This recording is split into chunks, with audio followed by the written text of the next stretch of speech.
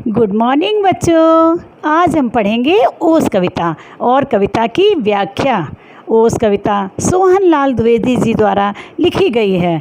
इस कविता में ओस के कणों का बहुत सुंदर चित्रण किया गया है। कविता में ओस को रतन कहा गया है। ओस हरी घास, पत्तियों और फूलों पर बिखरी हुई है। कवि ओस को देखकर इतना अधिक प्रसन्न है कि कवि का मन कर रहा है कि ओस को अंजलि में भरकर घर ले आए और उसे अर्थात ओस को देखकर एक कविता लिखे। अब हम ध्यानपूर्वक कविता पढ़ेंगे और उसकी व्याख्या समझेंगे। हरी घास पर बिखेर दी हैं ये किसने मोती की लड़ियाँ, कौन रात में गूंथ गया है ये उज्जवल हीरों की कड़ियाँ। प्रस्तुत पंक्तियों में कवि ने ओस के विषय में बताते हुए कहा है कि जाड़े के मौसम में सुबह सुबह ओस की बूंदें ऐसी लग रही हैं जैसे किसी ने हरी घास पर मोती की लड़ियाँ बिखेर दी हैं, या ऐसा लगता है कि जैसे किसी ने उज्जवल अर्थात चमकती हुई हीरों की कड़ियाँ बना दी हों। जुगनू से जगमग जगमग ये कौन चमकते हैं यूं चमचम, नभ के नन्हे तारों से ये कौन दमकते हैं यूं दमदम। जब सूरज की किरणें ओस पर पड़ती हैं तो वे असंख्य जुगनुओं की भांति चमकती हैं। आप उसमें आसमान के तारों की दमक भी देख सकते हैं। लुटा गया है कौन जौहरी अपने घर का भरा खजाना, पत्तों पर फूलों पर पग पग बिखरे हुए रतन हैं नाना।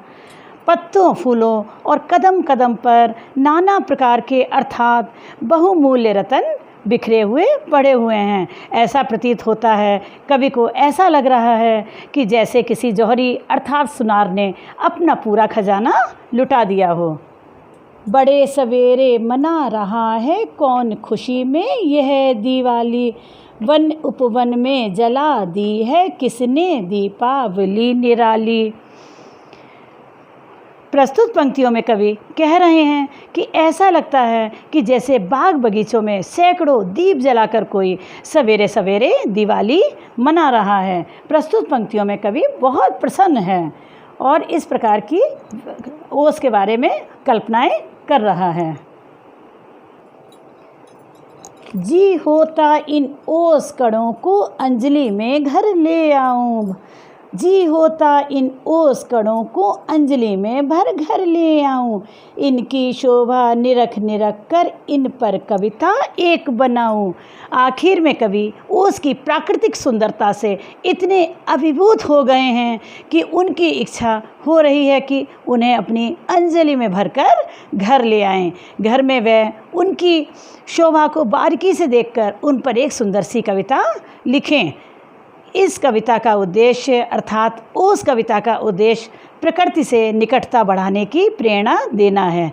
प्रकृति की हर चीज़ से हमें कोई ना कोई प्रेरणा अवश्य मिलती है। अंत में एक बात और ध्यान दिला दूं कि परीक्षा में व्याख्या के साथ साथ संदर्भ और प्रसंग भी आता है। संदर्भ में कवि या लेखक का नाम और पुस्तक का नाम लिखना अनिवार्य होता है, जो कि बच्चों को हमेशा याद रखना चाहिए।